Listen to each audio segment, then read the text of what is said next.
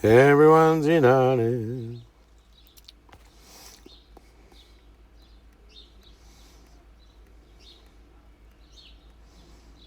Only past week or so.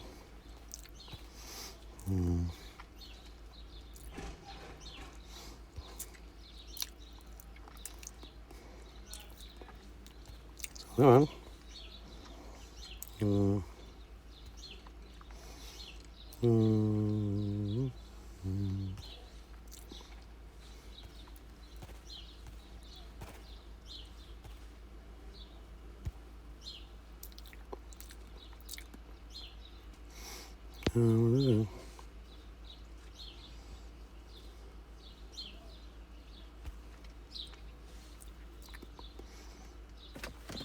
Raise on a few of these people.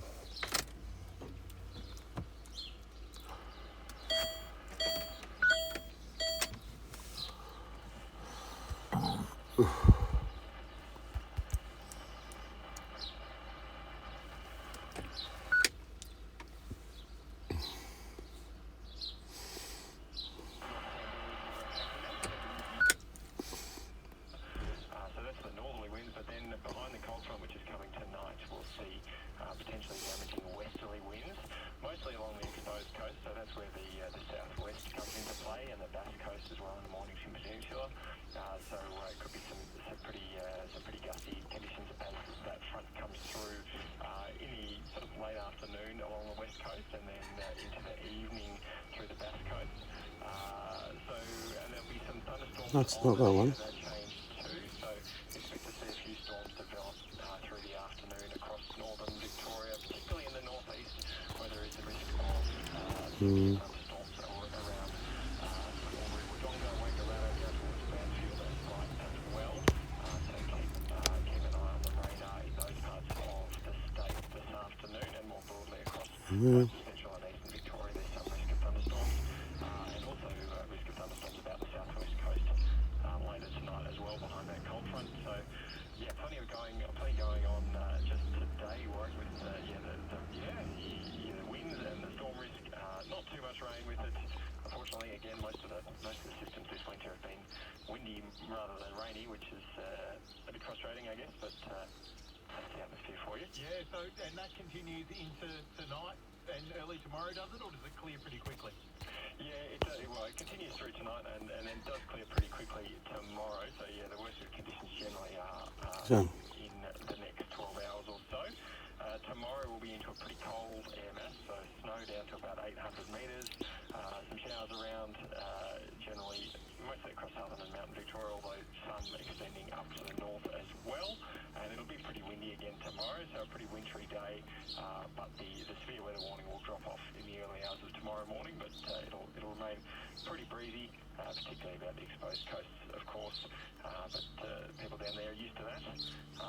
So that's tomorrow, cold and showery and windy, and then generally the story through most of next week is much the same, with winds easing, but generally in a cool westerly flow from Sunday through to probably Thursday or Friday next week, with the high pressure system to the south. So there'll be some showers at times, a few fronts clipping the coast at different times as well, but pretty sort of standard spring-like weather with breezy conditions and generally cool temperatures, although fluctuating a bit, but nothing too substantial in terms of rain-bearing systems or anything like that. Just a sort of consistent sort of westerly flow coming and going through most of next week.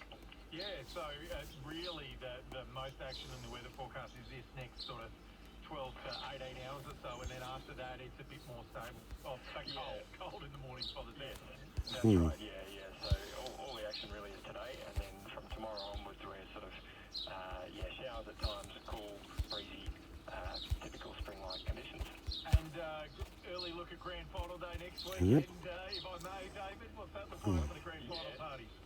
Yeah, look, a bit of a mixed bag from what I glanced at earlier. Still in that western flow, there's a stronger cold front coming through, maybe Friday or Saturday next week. So that might, I'd expect there'll be some wet weather around Friday and or Saturday, for of course the public holiday Friday, and then the big game on Saturday. So yeah, wouldn't rule out a wet Grand final. Probably, yeah, who knows at this point, but still in that westerly flow, and if we get a decent cold front that comes up at that time, then it could be a bit windy and a bit wet. Look, I'll never have a ticket to the grand final, so the decision for me is sitting inside or outside, and I think you've given me a good lead on that, I Dave. think it's more likely to be inside than out, yeah. Thanks for that, David. Have a good weekend, okay? Thanks, Roy. You too. David Cross there, senior forecaster at the Weather Bureau. Bit windy out there. Will continue like that into the night, so be careful with that wherever you are. A lot of text coming in, particularly on access to national parks for beekeepers. A lot of people with strong thoughts on that. And I did say, we don't talk about your industry enough, beekeepers. And so it is great if you can send us your thoughts on some of this story and whether you are worried about those that general access to public land and what that means for your business itself. A lot of text coming in. One's as short as saying, no bees, no food. Another one here saying, in general, commercial beekeepers don't want grants and handouts. They just want parks to follow the current legislation and support the food industry. Ben from Bendigo says, I'll read it to you here. I've worked as a beekeeper for 15 years for commercial beekeepers, and between Varroa and cancelling park sites, I'm worried about the future of my career. Treating Varroa costs a lot of money, and losing sites takes away even more money from lost honey production. Beekeepers are struggling already. Don't change policy and punch us while we're already down and stressed with these current conditions. You can keep those thoughts coming in, 0467 842 722.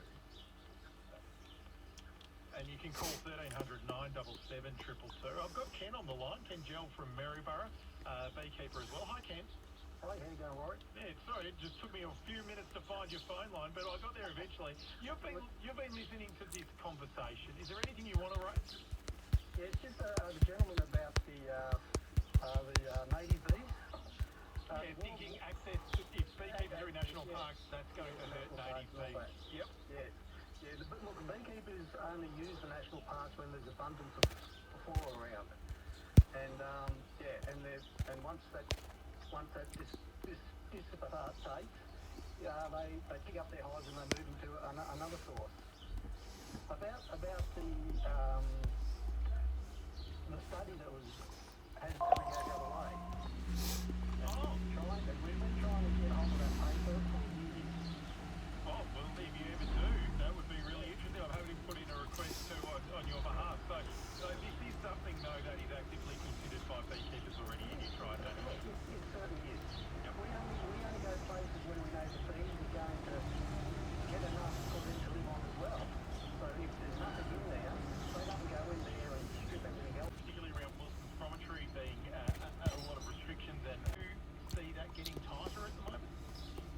Well, we went through all this.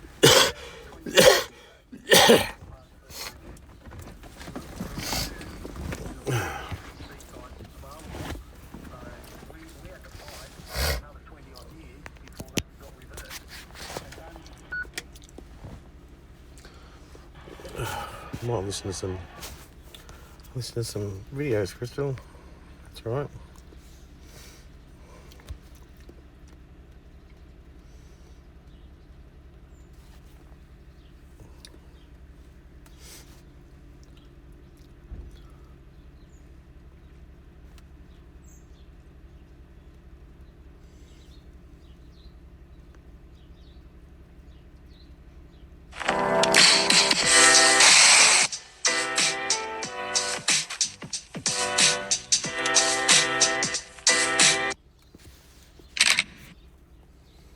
Chosen one. There it is, that look in their eyes, recognition mixed with confusion. They finally noticed, didn't they? Your transformation is undeniable now. Yesterday you were drowning in their mediocrity. Today you walk on water while they scramble for life rafts.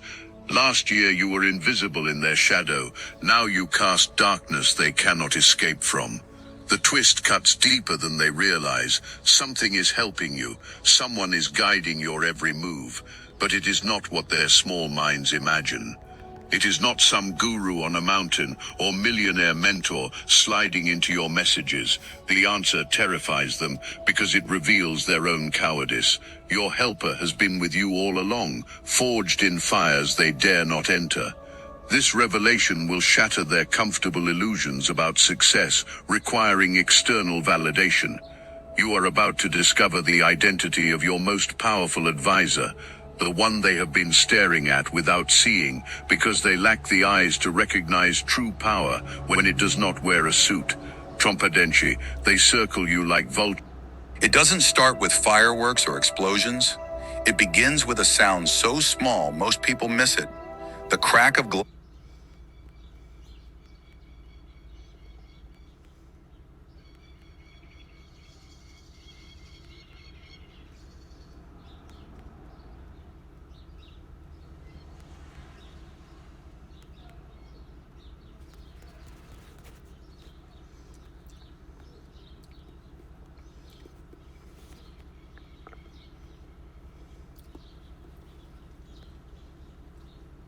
Crack of glass when pressure becomes too much. You don't even have to see it to know something irreversible just happened. That's what you've stepped into right now, the atmosphere where a polished lie fractures, and once it breaks, no amount of glue can hide the damage. You feel it in your bones before it ever shows up in headlines or conversations. It's that moment when the room goes quiet, when their smile twitches at the corner, when a rehearsed story can't carry its own weight anymore. For years, they thought they could polish their image like marble, shining it for others to admire. They imagined that if they looked unshakable, people would never question what was behind the stone. But stone, too, erodes. Even monuments wear down when storms keep hitting. What you're witnessing isn't just the exposure of an immature liar. It's the inevitable collapse of an entire false structure. They believed lies could serve as cement, holding everything in place. Yet lies don't harden into stone.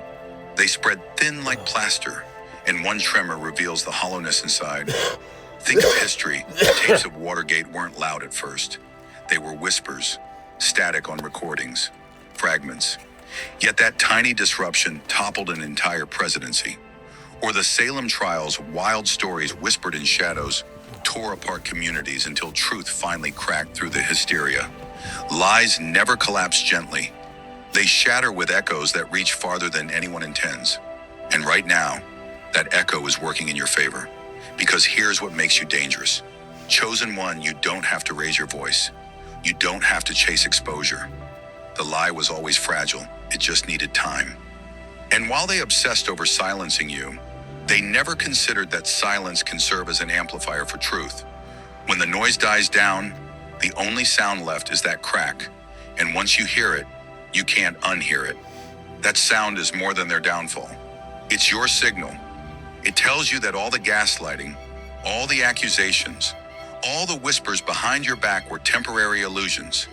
They thought they could keep you in the dark by controlling the narrative, but light doesn't need permission to leak in. The crack is the light's invitation. Once it finds a way through, it floods everything. You've endured their stage play, the costumes, the props, the rehearsed lines. But here's the secret when the stage floor cracks. No actor can pretend their performance is real. The audience shifts, doubt sets in, and the very people who once applauded begin to question. That's the unraveling. Not because you pushed, but because deception doesn't hold steady when truth applies pressure. So breathe this in. The crack you hear is not the sound of your destruction. It is the sound of their mask melting under the lights. It's the sound of relief, proof that you were never crazy, never paranoid, never imagining what your spirit already discerned. What was hidden in whispers is now entering the open. What they begged others to conceal is becoming impossible to contain. This is your reframe. You don't rise because you fought harder. You rise because you endured longer. Lies sprint, but truth walks steady, and steady always wins the race. That crack is your confirmation you are on the side of what lasts. They didn't target you because you were weak. They targeted you because you were steady. Think about that for a moment. In a world where people chase every trend, bend under every opinion, and scramble for attention, you refuse to bow. That refusal was louder than their shouting. Your quiet consistency exposed how flimsy their entire image really was. Does your child hate writing? If your 8 to 12-year-old is a reluctant writer, where even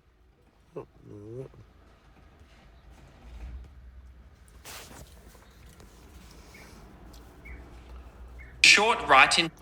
And nothing terrifies a deceiver more than someone who won't play their game. Your light wasn't flashy, but it was constant, like a lighthouse on a dark coast. It didn't need applause or validation. It just kept shining, beam after beam, revealing rocks and dangers others preferred to ignore. That light exposed their cracks. It showed that their reputation was built on stage props, not substance. To them, your presence was like a mirror that refused to flatter. When you walked into the room, they felt their own shadows stretch out longer. And instead of confronting their darkness, they tried to dim you. You've seen this pattern across history.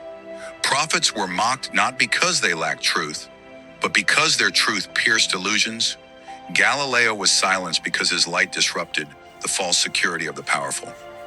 Martin Luther King Jr. was jailed because his steady voice threatened systems built on deception. You stand in that same lineage.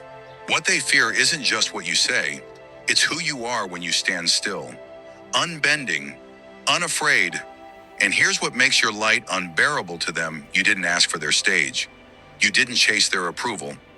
You simply lived in alignment, and that alignment disrupted their performance. To an immature liar, that's intolerable. They rely on chaos, on distraction, on people being too tired to notice. But your very presence made noticing unavoidable. That's why you became the center of their schemes. They threw accusations, spun stories, recruited allies, because deep down they knew one thing: they couldn't beat you with truth. They had to drown you in noise. Yet even in the noise, your light cut through. They tried to paint you as fragile, but fragility was always theirs. They tried to make you doubt yourself, but the doubt was their own projection. Here's the paradox: what they meant as an attack became your training. The more they tried to dim you, the brighter you burned. The more they tested your silence, the sharper your discernment became. Every scheme only proved what they feared: that your power wasn't borrowed. It was rooted. It didn't depend on them. It never did. And now that truth is unbearable for them. They can't explain why people are